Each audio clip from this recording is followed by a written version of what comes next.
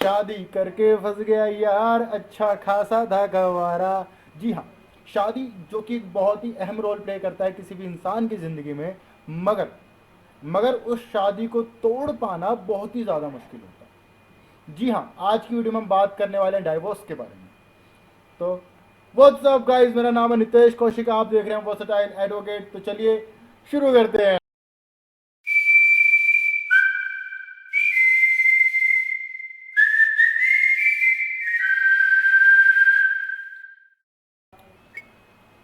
तो guys, video को आगे बढ़ाने से पहले मैं आपको बता देता हूँ कि आज हम वीडियो में क्या क्या कवर अप करने वाले हैं। मतलब एक स्मॉल इंडेक्स के बारे में हम जरा बात कर लेते हैं। तो सबसे पहले हम बात करेंगे कि डाइवोर्स होता क्या है, क्योंकि देखो, आप सब लोग हो सकते हैं कि कोई लॉयर है या कोई नॉर्मल फील्ड से रिलेट करता है, कोई किसी और फील्ड से रिलेट करता है, तो हो सकता है कि आपको जो एग्जैक्ट मीनिंग ऑफ डाइवोर्स है वो शायद ना पता हो।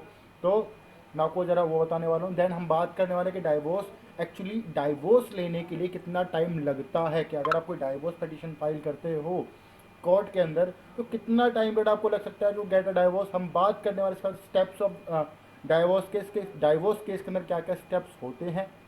फिर हम बात करने वाले हैं कि क्या कोई एक सिंगल साइड डाइवोर्स पॉसिबल है, कि क्या कोई इंसान सिंगल साइड डाइवोर्स ले सकता है या नहीं ले सकता। फिर हम बात करने वाले हैं कि वुमेन्स के right date she can claim at the time of divorce, के क्या क्या राइट्स हैं वुमेन के पास, कि वो क्लेम कर सकती है eight the time of divorce. फिर हम बात करने वाले हैं कि सुप्रीम कोर्ट क्या कहता है डाइवोर्स के बारे में, सुप्रीम कोर्ट क्या ग्रांट कर सकता है, कैन ग्रांट डाइवोर्स, क्या सुप्रीम कोर्ट डाइवोर्स ग्रांट कर सकता है, और कर सकता है तो किन किन रेलिवेंट केसेस के अंदर सुप्रीम कोर्ट आपको डाइवोर्स ग्रांट कर सकता है। फिर इसके बाद हम बात करने वाले हैं कुछ चेंजेस जो अभी डाइवोर्स के रिगार्डिंग किए गए हैं आपके लॉज के अंदर, कि पुराना लॉ क्या था या फिर आपका न्यू लॉ क्या है। तो देखो, इन सब चीज़ों को हम इस वीडियो में कवर अप करने वाले हैं। तो अगर आप इस चैनल पर नए हैं तो प्लीज़ मेरी वीडियो को लाइक करें, सब्सक्राइब करें, शेयर करें। और शुरू करते हैं अपने वीडियो को जरा आगे। देखिए, सबसे पहले हम कवर करने वाले कि what is divorce. Divorce actually देखो होता क्या है। तो डाइवोर्स का जो सिंपल मीनिंग है ना, वो क्या है आपका, to legally dissolve once marriage. क्या होता है इसका मतलब, डाइवोर्स का मीनिंग होता है to legally dissolve once marriage, किसी भी शादी को लीगली तरीके से, कानूनी तौर तरीके से खत्म कर देना, खारिज कर देना। ठीक है, अब ये तो आपका हुआ लीगल मीनिंग ऑफ डाइवोर्स। अब इसके अंदर आपका होता क्या है, देखो दूसरे तरीके से अगर मैं बात करें, ये तो एक नॉर्मल प्रोस्पेक्टिव हो गया, क्योंकि हमारे यहाँ बहुत सारे रिलीजन्स प्रैक्टिस किए जाते हैं, और कुछ रिलीजन में जो मैरिज होता है वो कॉन्ट्रैक्ट होता है। तो दूसरे मीनिंग अगर हम बात करें तो मैरिज का डाइवोर्स का मतलब ये भी हो जाता है to dissolve the marriage contract. जो आपका मैरिज कॉन्ट्रैक्ट होता है उसको डिसॉल्व करना। तो दो मीनिंग हम यहाँ पे समझ लेते हैं। पहला मीनिंग होता है to legally dissolve once marriage, and second to dissolve the marriage contract. तो ये दो तरीके हैं या फिर दो मीनिंग है डाइवोर्स के, जो हम यहाँ पर अभी समझते हैं। सेकेंड हम बात करते हैं कि कितना time, how how long does it take to get divorce in India.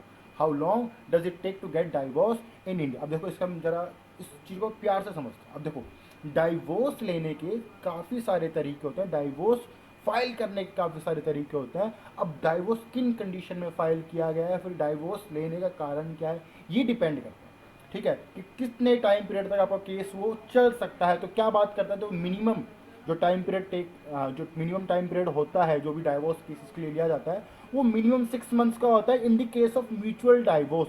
अगर आपका डाइवोर्स म्यूचुअली डाइवोर्स आप लेना चाहते हो, मतलब पति और पत्नी दोनों ही डाइवोर्स लेना चाहते हैं, दोनों मिलके इकट्ठे एक पेटिशन फाइल करते हैं बिफोर द कोर्ट, तो हो सकता है कि मिनिमम मतलब 6 महीने के अंदर अंदर उनको डाइवोर्स ग्रांट कर दिया जाए। but in case of contested divorce it depends on a lot of fact and can take more than 2 years. अब क्या कहता है, कहता है भाई, अगर अगर आपका जो डाइवोर्स है वो कंटेस्टेड है, कंटेस्टेड मतलब कि किसी एक सिंगल इंसान ने डाइवोर्स फाइल किया है, फिर कोई एक इंसान डाइवोर्स के लिए बोल रहा है, दूसरा अपने कुछ और चीज़ें बोल रहा है कि जी ये ऐसे ऐसे फैक्ट हैं, और दूसरे ने बोला कि ऐसे ऐसे फैक्ट हैं। अब उस केस में क्या होगा, मतलब लड़की ने तो जी कुछ और बोल दिया कि मैं डाइवोर्स इसलिए लेना चाहती हूँ कि जी ये रीज़न है, लड़के में यही दिक्कत है, और लड़का बोलता है कि मेरे में तो ये दिक्कत है ही नहीं, और मैं तो ऐसे ऐसे बात है इसलिए मैं डाइवोर्स चाहता हूँ, फिर मैं इसको डाइवोर्स देना ही नहीं चाहता हूँ। तो उस केस में क्या हो सकता है, तो देखो इस केस में डिपेंड करता है कि क्या फैक्ट्स हैं, क्या चीज़ें हैं, किस चीज़ का केस किया गया है। तो इन केसेस के अंदर मिनिमम, मतलब मिनिमम क्या, कि अगर मैं बात करूँ तो मोर देन 2 साल या 2 ईयर्स से भी ज़्यादा आपको टाइम लग सकता है केस को रफा दफा करने में या डाइवोर्स को लेने में। देखो, इसको थोड़ा सोचना समझना कि actually divorce is not a thing कि आपने शादी करी, आपको पसंद नहीं है, आप कोर्ट में गए एंड आप कोर्ट से आके बोले कि मेरे को डाइवोर्स दे दो। कि कोर्ट इतना खाली नहीं बैठा कि जी आपको डाइवोर्स देगा आपके जस्ट जाते के साथ ही, क्योंकि एक रूल है, कायदा है, कानून है ना। उन सब चीज़ों को देखा जाए, अगर ऐसे होने लगा तो भाई साहब हर दूसरे महीने शादी हम टूटेंगे, हर दूसरे महीने शादी की जाएगी। तो कुछ ग्राउंड्स होते हैं, कुछ फैक्ट्स होते हैं जो देखे जाते हैं, क्योंकि बहुत सारी चीज़ें होती हैं जो डाइवोर्स के टाइम पे क्लेम की जाती है। प्रॉपर्टी हो सकता है, मेंटेनेंस हो सकता है, और other things can be there, कि आप क्या चीज़ वहाँ पर डिपेंड करें। डाइवोर्स के अंदर कुछ क्रिमिनल फैक्ट्स भी हो सकते हैं, कुछ सिविल फैक्ट्स भी हो सकते हैं। तो बहुत सारी चीज़ें वहाँ पर होती है। ठीक है, नेक्स्ट हम बात करते हैं यहाँ पे स्टेप्स ऑफ डाइवोर्स केसेस, कि कौन कौन से स्टेप्स होते हैं भाई डाइवोर्स केसेस के अंदर, किन किन तरीके से डाइवोर्स केसेस को आगे चलाया जाता है, कैसे शुरू किया जाता है। तो मेरा पहला जो स्टेप होता है, फर्स्ट स्टेप क्या होता है, first motion involve joint filing of divorce petition.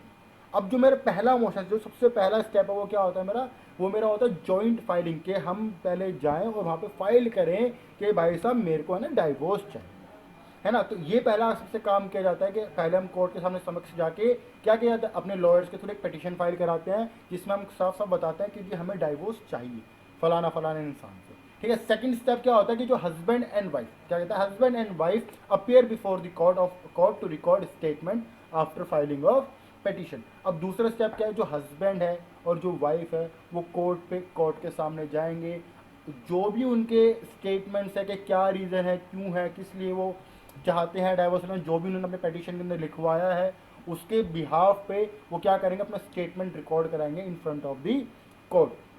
ठीक है, थर्ड स्टेप क्या होता है, स्टेप थर्ड कंसिस्ट करता है court examine petition, documents, tries reconciliation, record statement and etcetera. तो क्या करेगा, जो तीसरा स्टेप हो तो मतलब बहुत ब्रीफ स्टेप है, तीसरे में क्या करेगा, अब कोर्ट एग्जामिनेशन करेगा।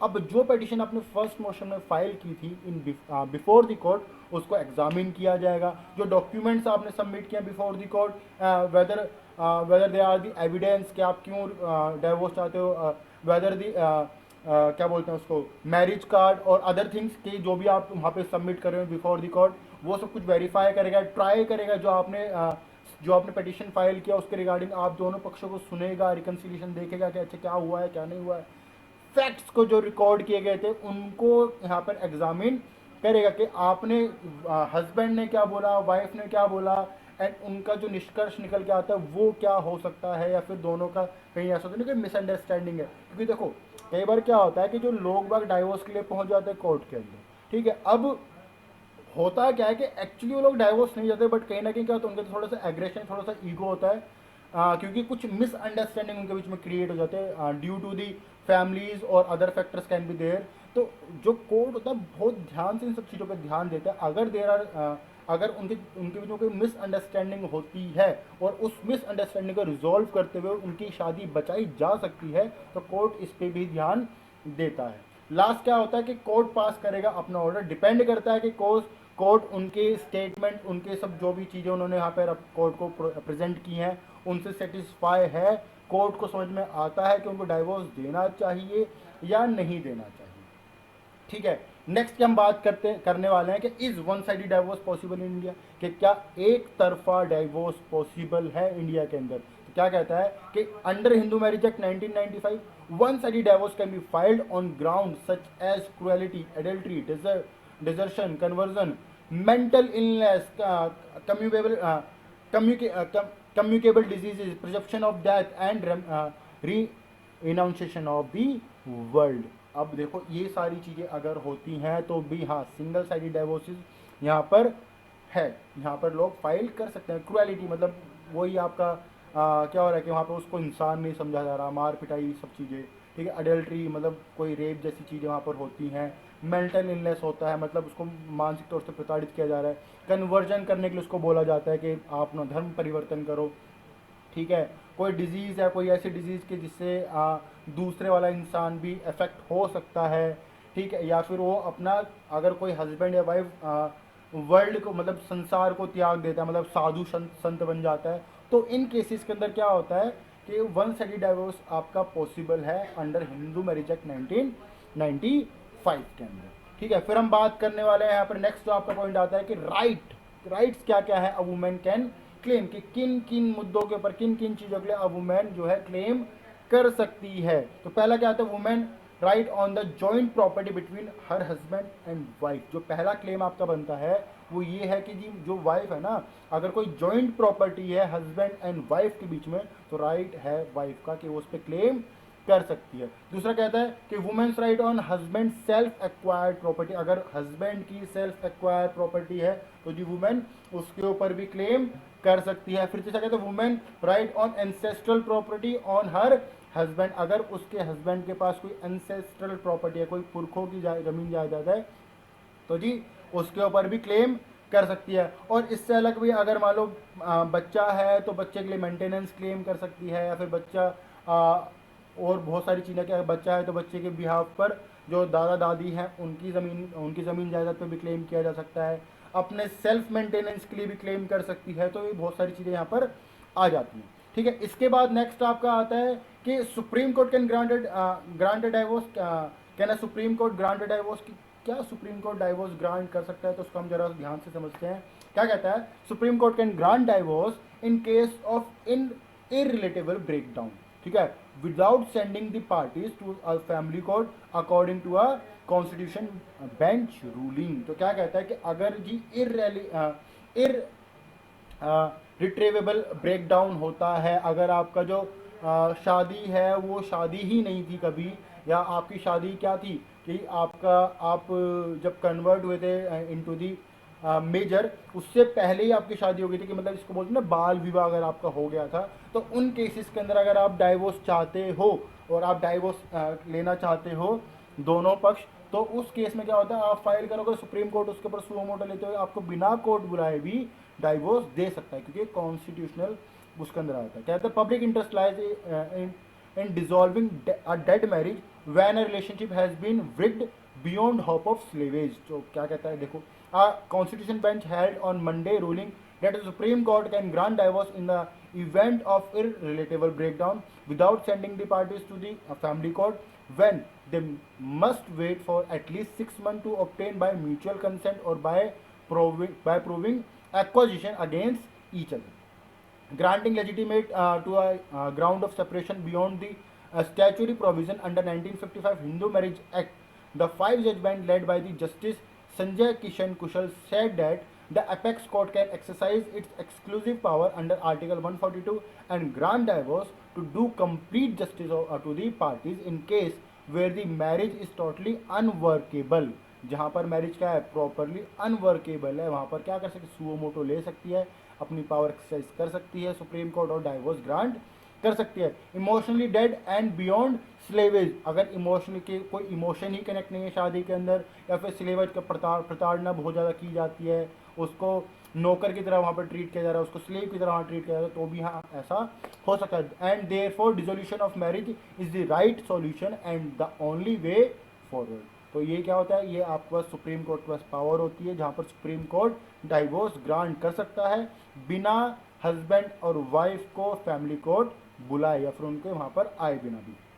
ठीक है, नेक्स्ट हम यहाँ पर बात करने वाले हैं कि रूल्स क्या है। देखो न्यू रूल्स की हम यहाँ बात करने वाले हैं कि डाइवोर्स के नए जो अभी रूल अपग्रेड किए गए हैं वो क्या क्या है। तो यहाँ पे देखो मैंने इनको 3 पार्ट में डिस्ट्रीब्यूट किया है to easily understand that. First हम बात करना है ग्राउंड्स ऑफ डाइवोर्स के, क्या क्या ग्राउंड होंगे डाइवोर्स के, प्रीवियस रूल क्या था इनके ऊपर, और यहाँ पर न्यू रूल क्या है इससे रिलेटेड। तो पहले हम बात करने वाले ग्राउंड ऑफ डाइवोर्स की। हम अगर बात करें तो एडल्ट्री की हम बात करने वाले हैं। तो एडल्ट्री में जो हमारा प्रीवियस रूल था वो क्या था, कहता है only the spouse who was cheated on could file for divorce. ठीक है, अगर एडल्ट्री की बात होती है तो देखो जो स्पाउस था जिसके ऊपर चीट किया गया था वो ही क्या कर सकता है, वो फाइल कर सकता है केस के लिए।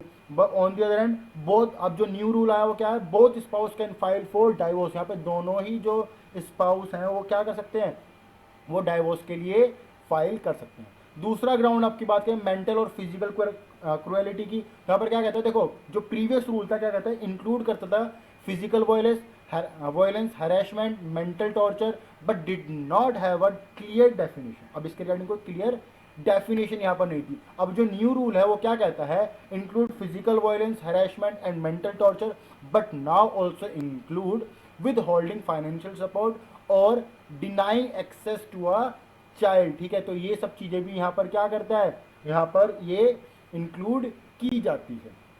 नेक्स्ट हम बात करना है डिजर्शन की। तो डिजर्शन के अंदर क्या कहता है, must have been for a continuous period of 2 years पे। ये मेरा प्रीवियस जो रूल था ये कहता था कि आपका एटलीस्ट 2 साल का कम से कम ये पीरियड होना चाहिए। अब इस पीरियड को क्या करते हैं, रिड्यूस करके 1 year का कर दिया गया, कहता है reduce to a continuous period of 1 year। तो इस ग्राउंड पे भी क्या कर सकते हो आप, फाइल कर सकते हो डाइवोर्स के लिए। नेक्स्ट आपका आता है कन्वर्जन। देखो कन्वर्जन की यहाँ बात किए थे, not recognise as a ground for divorce. जो पहले मेरा रोल था वहाँ पर इसको as a divorce ground recognise ही नहीं किया गया था, but now it has a separate recognition.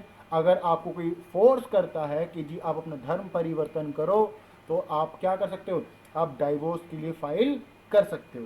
Next आपका आता है इरिट्रेवेबल ब्रेकडाउन। अगर कोई इरिट्रेवेबल ब्रेकडाउन है तो not recognise as a ground for divorce पहले हुआ करता था। पहले इस बेसिस पे आपका डाइवोर्स नहीं दिया जाता था। अब क्या कहता है, it is recognise as a ground for divorce but require 1 year separation period, के कम से कम 1 साल का सेपरेशन पीरियड वहां पर होना जरूरी है। तो that's it for the today's videos guys. I hope कि आपको ये वीडियो अच्छी लगी होगी, इंफॉर्मेटिव लगी होगी। अगर आपको ये वीडियो पसंद आई तो प्लीज़ चैनल को सब्सक्राइब करें, वीडियो को लाइक करें, शेयर करें और जुड़े रहें हमारे चैनल के साथ, देखते रहें वर्सटाइल एडवोकेट। मिलते हैं दोबारा से, बाय बाय।